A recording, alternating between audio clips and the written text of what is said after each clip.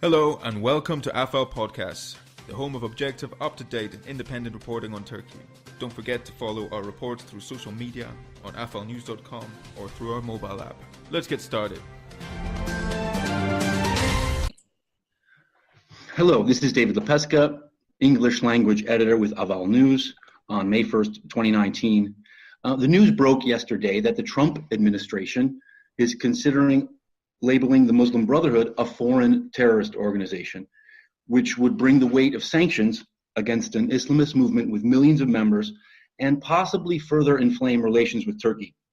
Shadi Hamid, senior fellow at the Brookings Institution and author of several recent books on Islamists, including 2017's Rethinking Political Islam, joins us today to talk about all this. Hello, Shadi. Hi, David. Thanks for having me.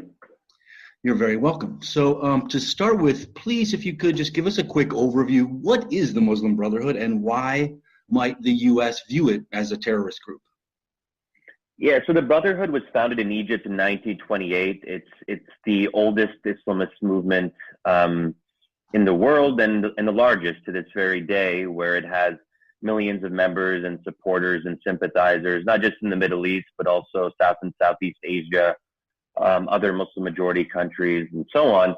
So, we're talking about, usually when we're talking about terrorist designations, we're talking about relatively small terrorist groups that don't have a lot of members. And here we're talking about potentially designating an organization that is a mass movement. And that's what's different about the Brotherhood if we're comparing it, say, to extremist organizations like Al-Qaeda or ISIS.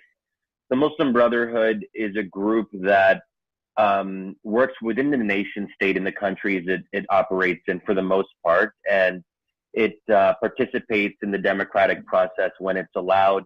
It has parliamentary representation in many Middle Eastern countries, including in countries that the U.S. is allies with. So they have representation in the Jordanian parliament. There is a Muslim Brotherhood inspired party in Morocco that is actually the lead party in a coalition government, and there is the prime minister there is from that party, and that's the Justice and Development Party, or the PJD. So and that's one thing to really emphasize here, is that when we're talking about Brotherhood groups or Brotherhood inspired parties in the Middle East, we're talking about groups that are actively involved in politics in a number of countries.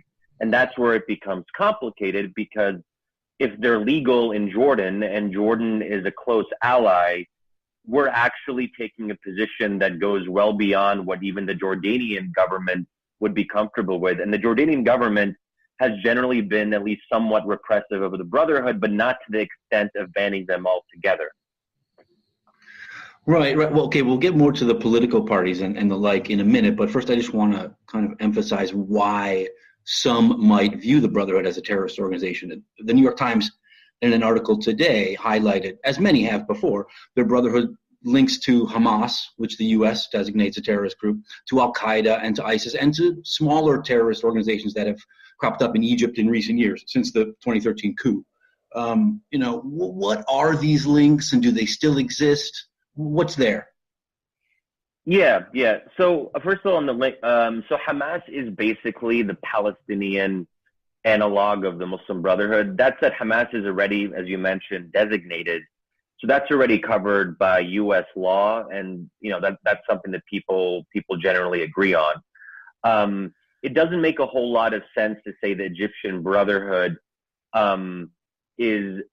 So do they have links to Hamas? Do they have a relationship with Hamas? Yes, but so do a lot of, so do various governments, and so do other political parties. And I think that it doesn't make a whole lot of sense to say that just because a party has contacts with Hamas, that by extension makes them a terrorist organization. Otherwise, that would cover quite a lot of the world, including some of our various allies we have in the region and beyond. So that's one thing. When it comes to breakaway groups in Egypt, that is certainly true that there are violent offshoots of the Brotherhood that emerged after the 2013 coup, but they're offshoots and breakaway groups or factions precisely because the Brotherhood itself has been has avoided any kind of terrorist attacks in Egypt that have against innocent civilians. And then if you want to do that, you kind of have to leave the Brotherhood and join a more extreme or radical organization. So that's worth emphasizing there. And that's been part of the history of the Brotherhood. If we go back several decades, that are there violent offshoots? Yes. But that doesn't necessarily implicate the Brotherhood itself. And, when people, and oftentimes former members have taken issue and even attacked the Brotherhood as betraying the Islamic cause precisely because they've been rather insistent on working within the nation state, of participating in public life through politics and renouncing violence. And that's one of the key criticisms, or actually full-on attacks, that ISIS and Al-Qaeda offer against the Brotherhood, is that they don't support the Brotherhood, and Brotherhood branches, with the exception of Hamas, aren't comfortable with violence and have renounced violence, and that leads them to kind of offer this very strong critique that the Brotherhood is like a soft, gentle Islamist organization that's not willing to do what's necessary for real social and political change. Mm-hmm. Yeah, I saw in a Brookings Institution video, I think released yesterday, you say that it's the unanimous position among Islamist experts that the designation of the Brotherhood as terrorists would be wrong. You also argue that designating the Brotherhood would essentially mean labeling all Islamists as terrorists, which would in essence be telling the Muslim world that political Islam is democratically unacceptable. When I hear that, I kind of makes me think of this designation as the next step in the clash of civilizations. Exactly. And yes, it's really worth noting, as you mentioned, that, in this video, I note that there isn't a single American expert on the Muslim Brotherhood who supports designation. And that includes even those experts who are extremely critical of the Brotherhood in other ways. And it's always worth saying this as a kind of a disclaimer, if you will, that people can think the Brotherhood is bad or has a dangerous ideology or supports things that we as Americans think are really bad on gender equality, minority rights, whatever it is. That is fine, and those are legitimate critiques of the Brotherhood. That should be separated from the very different discussion of whether they meet specific legal criteria as determined by the State Department. And this is not just something you wake up and you want to designate. There is a criteria that the State Department has traditionally used, and it's a rather high bar. So that's a really important point here. But on the other point that you mentioned, David, about there is a risk that with designation, the message will be sent basically that Islamists who want to participate peacefully, Islamists who want to participate in elections, which you would normally think would be preferable to the alternative of being driven underground and then maybe becoming radicalized, that we're essentially sending the message that the democratic process, if it exists in the Middle East, cannot accommodate any kind of Islamist participation, even when that participation is peaceful. And it's interesting that has generally been one of the a similar argument to what ISIS and Al-Qaeda have said, that the West will never accept even peaceful political participation from Islamist groups, and that's why violence is the only way forward, and that's why terrorism is the only way forward. And we have to be very careful about feeding into those kinds of narratives. And as you said, too, that the way that I interpret the Trump administration's move, they're not really making an argument about whether the Egyptian Brotherhood has been implicated in specific terrorist acts. That would be a pretty difficult argument to make for the reasons I mentioned earlier. They're making an ideological argument that isn't really fact-based when it comes to terrorist activity.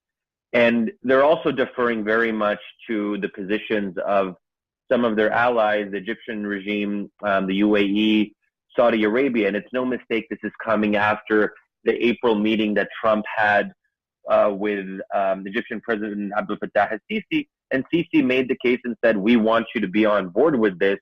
So it's not even as if the Trump administration has found out new factual information about the Brotherhood and laid that out in public and said, here are the reasons that we think it's worth considering this now.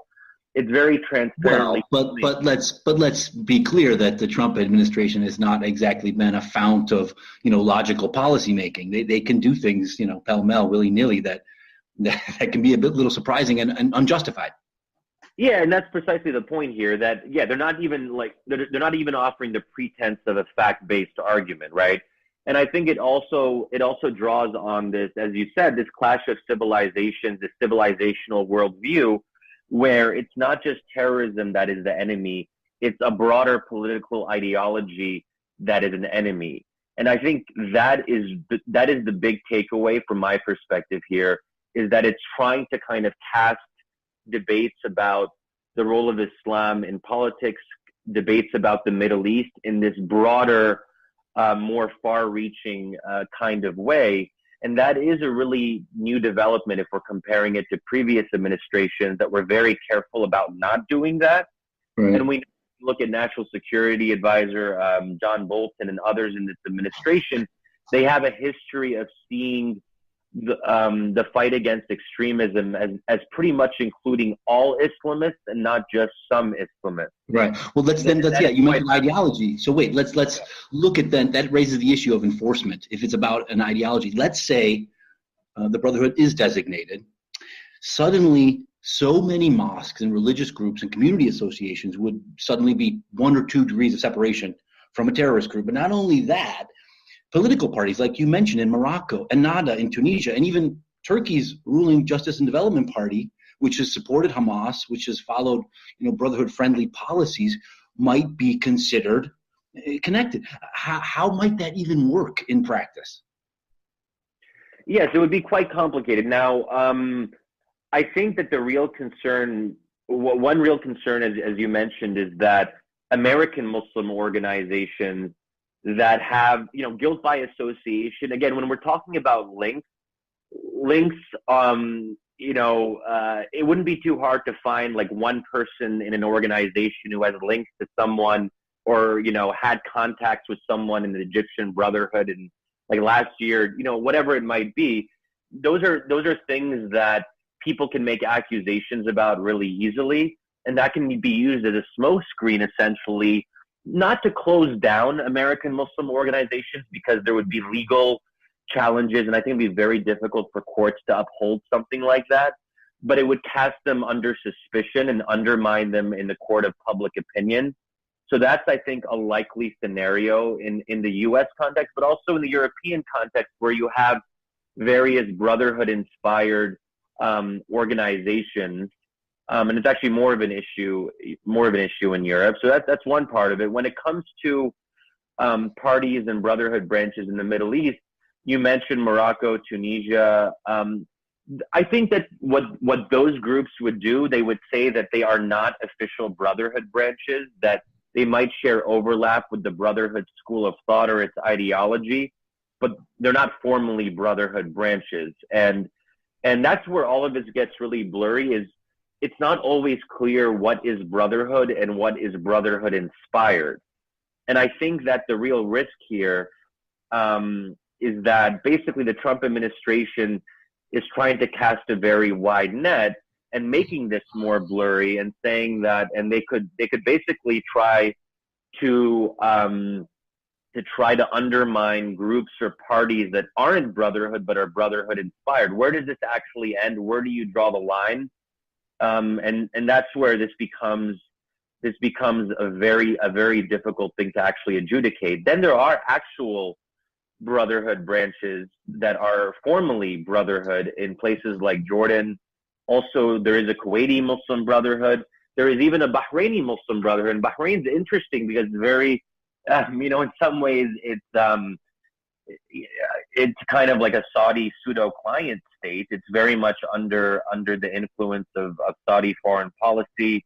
After the Saudi intervention in Bahrain in March 2011, there is still a Bahraini Muslim Brotherhood organization that is not banned. So what do you do? Like, where does that fit in? So you get into this really tricky territory And when we're talking about Kuwait, Bahrain, Jordan, Morocco, Turkey, all of these close U.S. allies that don't consider the Muslim Brotherhood or even Brotherhood branches as terrorist organizations, then that really can lead to friction with our close allies. The only close allies we have who consider the Brotherhood a terrorist organization are Saudi Arabia, the UAE, Egypt, and those are the three key cases here. And I think we're deferring. What's happening here is the Trump administration is deferring more to those three countries than to other countries that are maybe less influential financially or in terms of population. Right. Or countries with which it has some tensions right now. And speaking of which, Turkey and the U.S. are at a peak of tensions, mostly because of Turkey's planned purchase of this Russian missile defense system, which is U.S. officials say is incompatible with NATO systems. People have said that this potential designation, of course, the designation itself would further erode U.S.-Turkey relations. Erdogan is seen as a Brotherhood supporter. Turkey has supported Hamas openly, and many Brotherhood leaders fled Egypt after the 2013 coup and ended up in Turkey. So I'm wondering how you think this might impact Turkey, U.S.-Turkey relations, and also the Brotherhood exiles in Turkey now. So it certainly increased tensions with Turkey, and as you mentioned, those tensions are already there. So it would only get worse. I don't think I don't see Turkey really changing its position as long as Erdogan is leading when it comes to Brotherhood exiles in Turkey. Erdogan has really emphasized. He clearly sees that as an important part of his overall approach in the region to kind of give safe haven to members of the Egyptian Brotherhood who have been repressed after the coup. He seems to take that quite personally. And that's not a surprise because even though some people disagree on whether it's fair to call the AK Party in Turkey an Islamist organization, they're certainly Islamist rooted or Islamist inspired. And I would say that generally Erdogan shares a similar school of thought to the Brotherhood, with obviously some Turkish modifications based on Turkey's unique kind of secular background. So that is, I don't see that changing. And I think that Erdogan will kind of try to resist any kind of pressure coming from the Trump administration on that. But it will complicate an already complicated relationship. And I think, sorry. Turkey supports. Turkey has been supportive of Hamas. What's interesting again with the Hamas conversation is that the U.S. under the previous administration, the Obama administration in particular, has generally been okay with both Qatar and Turkey being a mediator when it comes to Hamas. So it's not as if the U.S. before the Trump administration was calling on Turkey and Qatar to clamp down. They actually saw this, I would say especially in the case of Qatar, which has played perhaps a bit more of a role on this, that Qatar would be the kind of conduit for trying to keep Hamas under control, right? And it's also worth noting that even Egypt under Sisi, which is the most anti-Islamist, anti-Brotherhood regime you can possibly imagine, perhaps along with the UAE and Saudi Arabia, that Egypt has constant interactions and relationships with Hamas. And so Egypt does that as well. And that's part of why Egypt is useful when it comes to the Israeli-Palestinian conflict, and also having this relationship with Israel, is because they can try to keep Hamas under control and kind of adjudicate on certain things on the Gaza border. So, which highlights yet again how complex this is, because if Egypt, the country that is pleading with the Trump administration to designate the Muslim Brotherhood a terrorist organization, has relations with Hamas. Exactly. It's very contradictory, yes. Exactly. A spokesman for Turkey's ruling AKP yesterday said that the designation would hinder democratization efforts in the Middle East and provide a boost to groups like ISIS. It sounds like you, to some extent, agree with that. Yeah, I agree with that generally. I mean, that said, the Trump administration doesn't care about supporting democracy in the Middle East, so it's not clear to me that they would see this as a particularly negative consequence of their policy. But, generally speaking, the U.S., even if it's mostly been on the level of rhetoric, has cared or pretended to care about democracy in the Middle East. And certainly during the Arab Spring, there were some efforts to move more in that direction. So it has been a part of the U.S. Approach to the Middle East, at least to some degree. And now something like this will de-emphasize it even more. And that will, I think, have long-term implications. I think that it can be undone if a Democratic president is there in 2020 and going forward if Trump loses. So some of this will presumably be undone, and perhaps then there will be more of an emphasis on supporting democracy in the Middle East as a contrast to the Trump administration.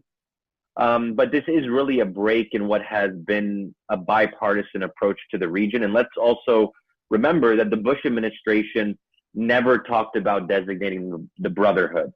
And the Bush administration even, it was careful about engaging in dialogue with Brotherhood branches, but there was some engagement and dialogue that happened during that period.